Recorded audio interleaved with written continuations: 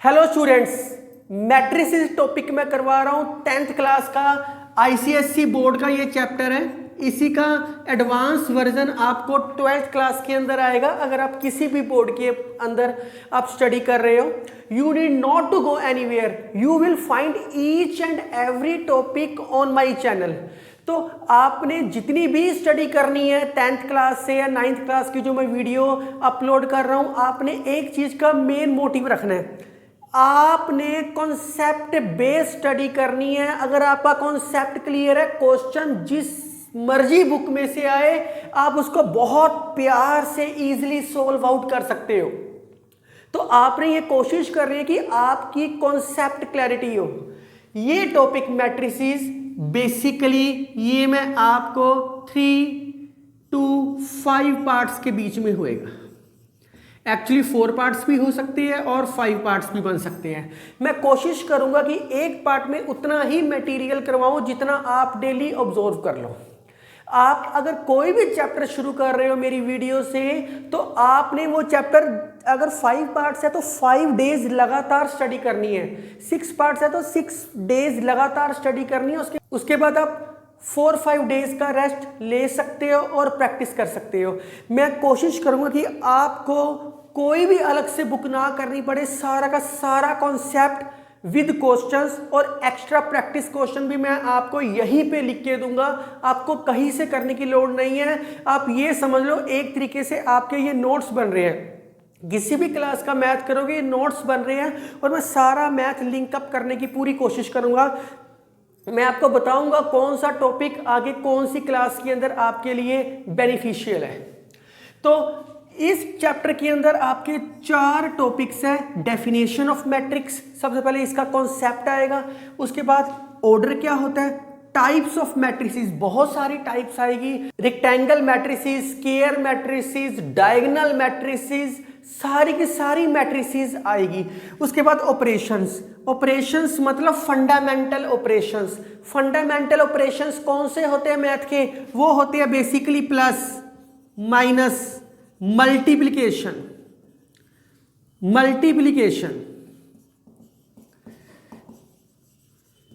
उसके बाद division. Matrices के अंदर डिवीजन पॉसिबल नहीं है, आपको ये होती नहीं, पॉसिबल ही नहीं है, तो इसके क्वेश्चन कहां से आएंगे। तो आपके जो ऑपरेशंस है प्लस माइनस मल्टीप्लाई, और 10th क्लास में मल्टीप्लिकेशन सिर्फ 2/2 की है। ये आप अपने आप समझ आना शुरू हो जाएगा। 2/2 की मल्टीप्लिकेशन है, इसके अलावा कुछ भी नहीं है, ये चीज पॉसिबल नहीं है। इसी का एडवांस वर्जन अगर कोई बच्चा देखना चाहता है तो मेरी +2 की मैट्रिसेस की वीडियो देख सकता है। तो इतना राइट डाउन करो। इंडेक्स बनाने का मतलब है जब भी आपने पेपर में करना है ये चीज आपने ध्यान रखनी है, कौन सा टॉपिक कैसे आता है।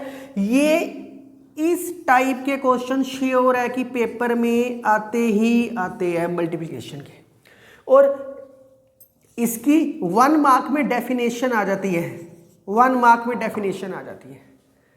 तो ये टॉपिक्स है, आप इतना राइट डाउन करो, फिर इसकी डेफिनेशन शुरू करते हैं। स्टूडेंट्स, इंडेक्स का पहला टॉपिक डेफिनेशन। मैट्रिक्स होता क्या है, मैट्रिक्स का बेसिकली मीनिंग होता है साचा। साचा का मतलब एक ऐसी चीज जिसके अंदर कोई चीज फिट की जाती है, एक साचा। तो डेफिनेशन क्या हुई, अब कोई ना कोई एक ऐसी चीज होनी चाहिए जिसके अंदर इसको फिट कर सके। तो इसको लिखते हैं, इट इज डिनोटेड बाय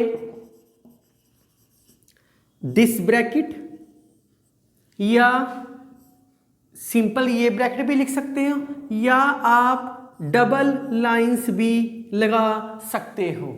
लेकिन जो आपकी बुक में है इस सिंबॉलिकली फॉर्म से लिखा हुआ है, मैं ये सिंबॉलिकली फॉर्म यूज करूंगा। आप कोई भी पेपर में सिंबॉलिकली फॉर्म आए तो आप इजीली कर सकते हो। इस सिंबॉलिकली फॉर्म को कोई ना कोई नाम देना था तो हमेशा इंग्लिश के कैपिटल लेटर्स में देते हैं, A to Z कोई भी नाम दे सकते हैं। मैं इसको A से डिनोट कर देता हूं। तो मैट्रिसेस की आपको पता लग गया, एक ऐसी चीज जिसके अंदर कुछ एलिमेंट्स को, मैथ के एलिमेंट को फिट करना है। तो मैंने एक ऐसा बॉक्स बना लिया, इसके अंदर मैथ के एलिमेंट को फीड करना है।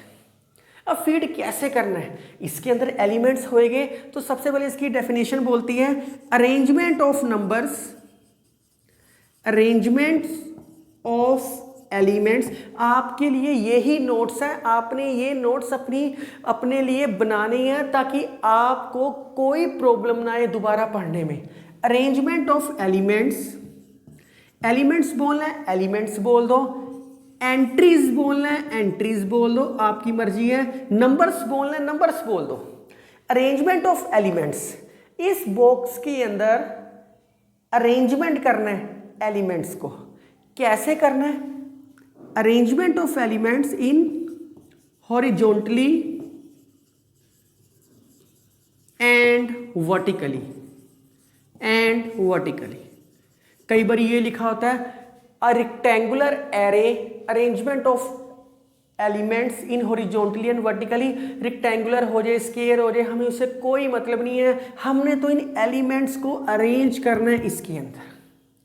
जो हॉरिजॉन्टल लाइन कैसी होती है? हॉरिजॉन्टल लाइन ऐसे होती है ना, simple simple horizontally, x axis is called horizontal line. और वर्टिकल लाइन कैसे होती है? ऐसे होती है ना, और Y axis is called vertical line. तो मैथमेटिशियन ने क्या किया हुआ है, हॉरिजॉन्टली का नाम दिया हुआ है रो। कोई ना कोई नाम देना था। जैसे जैसे आप बड़े हो जाओगे आपके लिए उसी चीज को एक नया नाम देना शुरू कर देंगे। जैसे आप छोटे हो, छोटे आप घर में आपका निकनेम होता है सोनू या मोनू, समथिंग कुछ दे रखा होता है, पर जैसे ही आप बड़े होते हैं तो आपका स्कूल का नाम कोई और होता है, कोई एक ऐसा नाम दिया होता है जो आप घर में एज यूजुअल यूज नहीं करते। वैसे ही हॉरिजॉन्टल को बड़ी क्लासेस में रो नाम दे दिया और वर्टिकल को नाम दे दिया कॉलम। तो अब जब भी मैं एलिमेंट को अरेंज करना है, मैंने रो बोलना है या कॉलम बोलना है, कोई ना कोई नाम था, मैंने रो और कॉलम दे दिया। अब आप एक चीज सोचो, आपको पहले एग्जांपल देता हूं मैं। Arrangement of elements, arrangement of numbers, क्या हम ऐसे अरेंज करते हैं? आपकी क्लास है, आप ये आपका व्हाइट बोर्ड है और यहाँ टीचर बैठे हैं और ये सामने बच्चे ऐसे बैठे हैं, ऐसे बैठे होंगे, या ये व्हाइट बोर्ड ब्लैक बोर्ड ऐसे बैठेंगे, या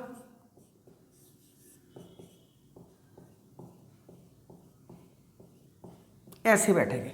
आप देखो आपकी क्लास में कभी ऐसे बच्चे बैठे हो या जहां दिल करे वहां बैठ जाए? ये पॉसिबल नहीं है।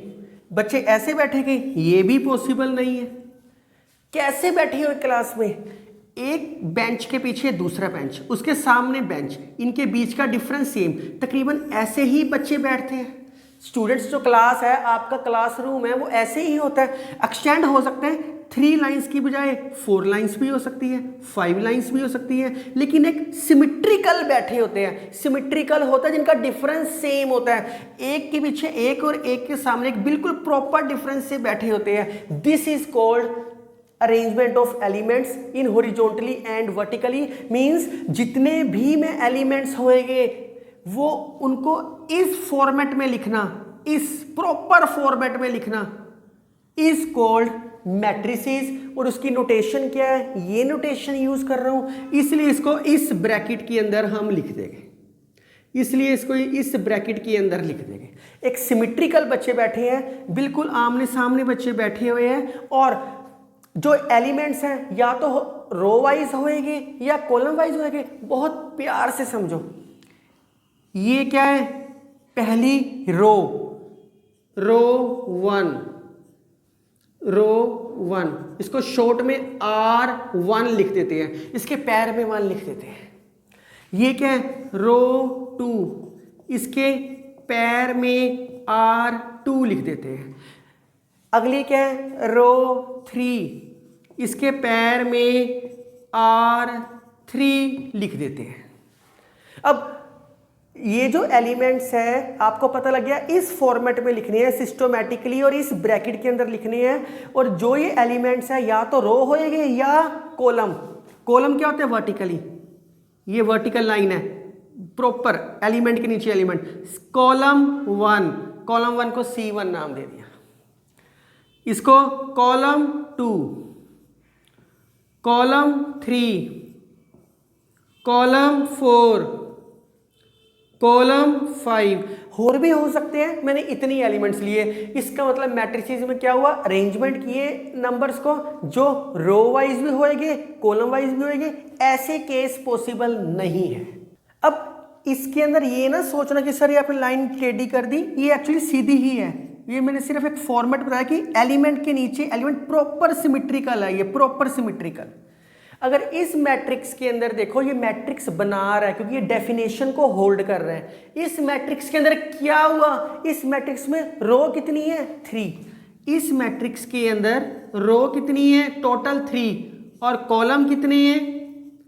टोटल 5।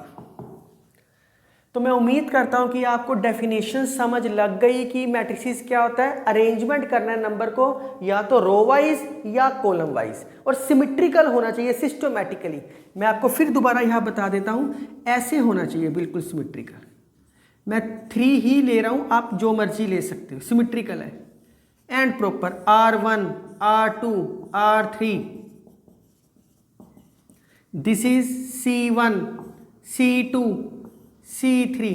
3 रोज है इसके अंदर और 3 कॉलम है इसके अंदर।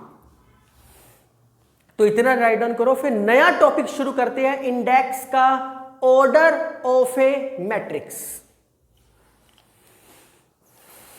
इंडेक्स का नया topic order of A matrix. पूरे चैप्टर में 4 टॉपिक्स हैं, मैं सेकंड टॉपिक शुरू करवा दिया। आप कोई भी बुक में से पढ़ो, कोई भी बुक में से क्वेश्चन करो, सारे बहुत प्यार से सोल्व होएंगे आपसे। और यही मैथ की ब्यूटी है कि अगर आपको कॉन्सेप्ट समझ आ गया, क्वेश्चन अपने आप with the flow of love अपने आप समझ आने शुरू हो जाएंगे आपको।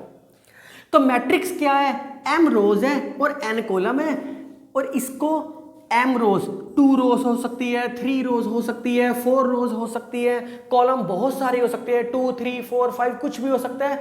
और it is denoted by m cross n। कभी भी नहीं बोलते, इसको बोलते हैं m, इसका नाम होता है by n, m by n। अब m क्या होती है? रोज।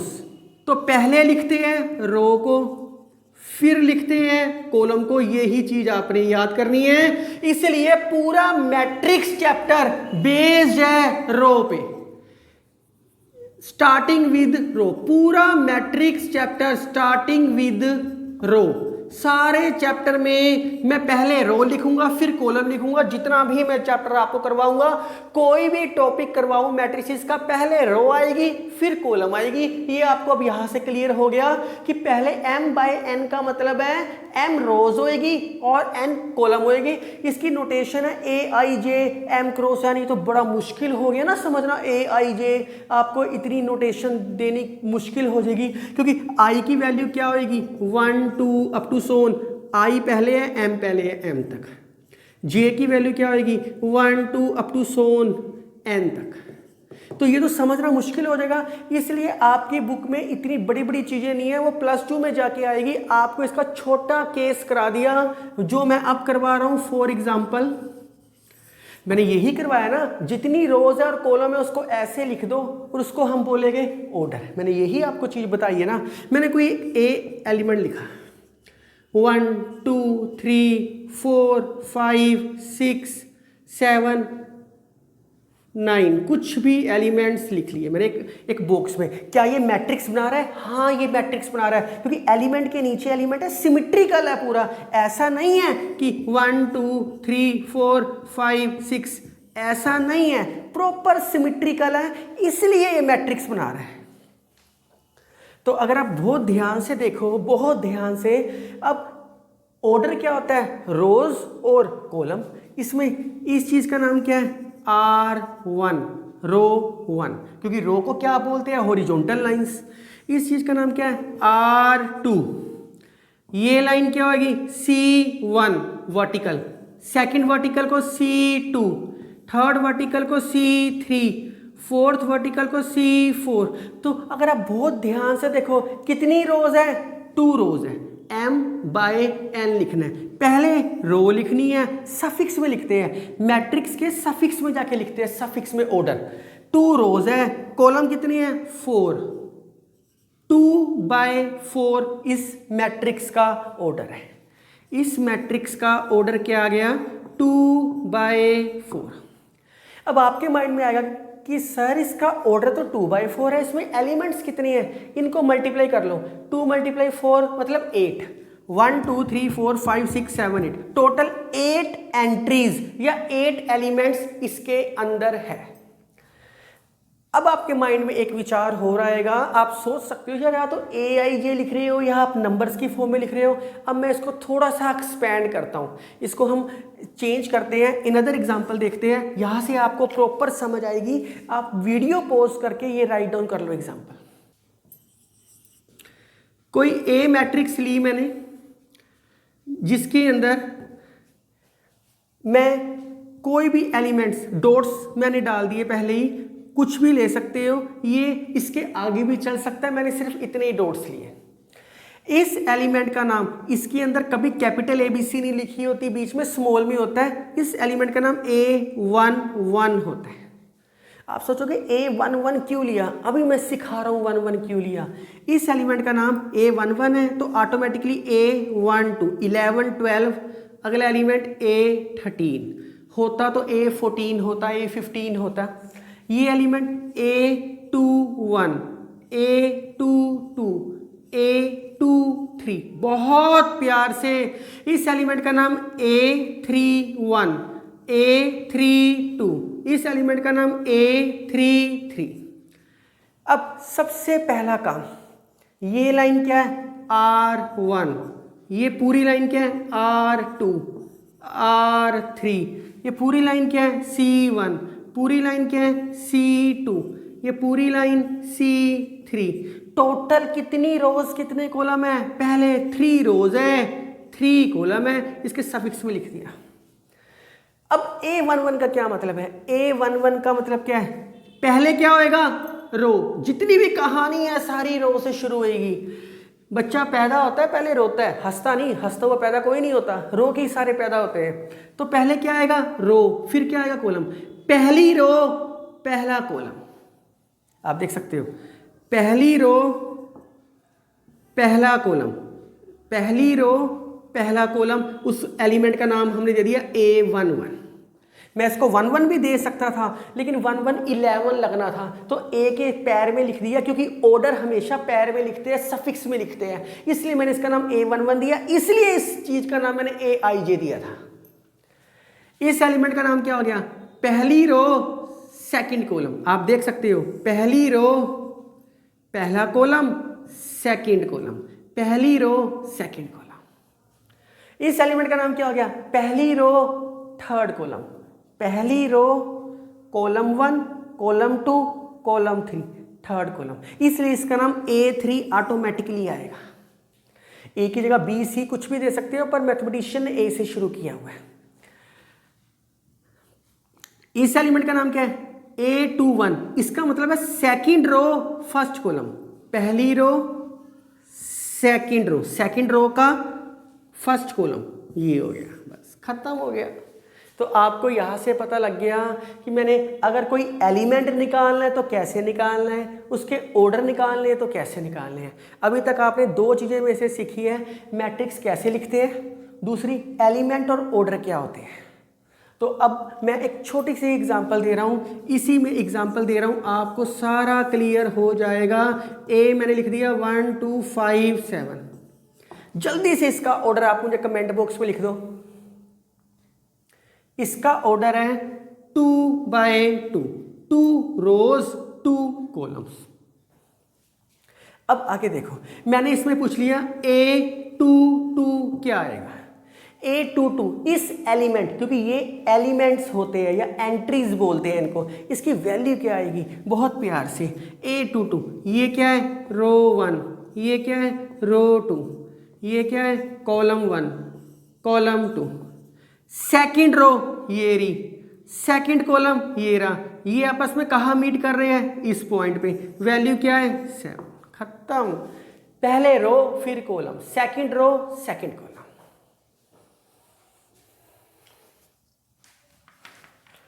मैंने कुछ क्वेश्चंस लिखे हैं, इसका ऑर्डर पता करना है, इसका ऑर्डर क्या है, इसका ऑर्डर क्या आएगा। आप बहुत प्यार से कर सकते हो, मुझे बताने की जरूरत नहीं है। पहले रो फिर कॉलम, पहली row second row third row, 3 rows, column, column 1 column 2, 2 columns, खत्म हो गया बस। इसके अंदर पहली row second row third row, 3 रोज, पहला कॉलम, खत्म होगी कहानी, 3/1। इसके अंदर पहली रो खत्म हो गया, पहला कॉलम ये भी खत्म हो गया, 1/1। तो कुछ भी नहीं था। पार्ट 1 में सिर्फ इतना ही काम है। पार्ट 2 में इसके मैं काफ़ी सारे क्वेश्चंस की प्रैक्टिस कराऊंगा और एक कुछ प्रैक्टिस क्वेश्चन भी दूंगा। तो stay connected and enjoy mathematics. Thank you, take care.